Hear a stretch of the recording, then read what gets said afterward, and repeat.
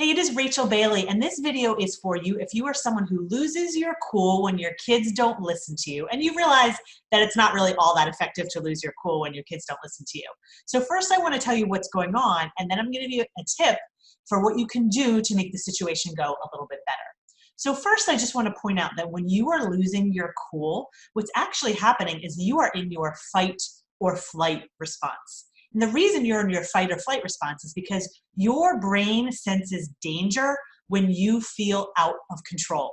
The human brain craves feeling in control. We like to know that if we say something, that something predictable is going to happen. So for example, if you tell your child to clean their dishes, we like to know that they are going to clean their dishes. And when they don't clean their dishes, it can do, among other things, make you feel out of control. And your brain senses that as a threat. So one of the reasons I know that so many of us feel out of control is that when kids don't listen, parents are often coming to me and saying things like, how do I get my kids to put their dishes away? Or how do I make my kids do what they ask? These are all phrases that are indicating that we want to feel more in control of their behavior. But here's the thing, you ultimately cannot control another person's behavior. Now, your response when you feel out of control is to try to control the situation more.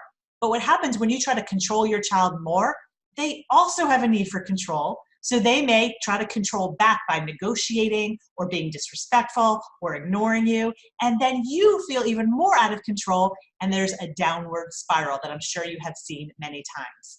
So instead of focusing on controlling your child, what's really important to do instead in those situations is control yourself, and specifically focus on controlling what's in your control.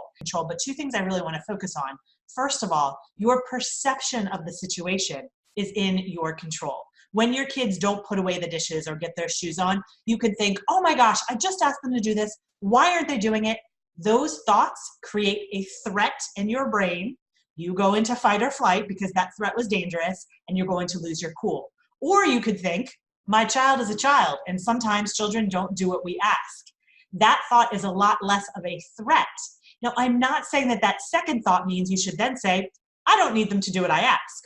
On the contrary, you absolutely need to address their behavior. You just need to do it from a place where you feel in control. And again, the way you're going to feel more in control is focusing on what is in your control.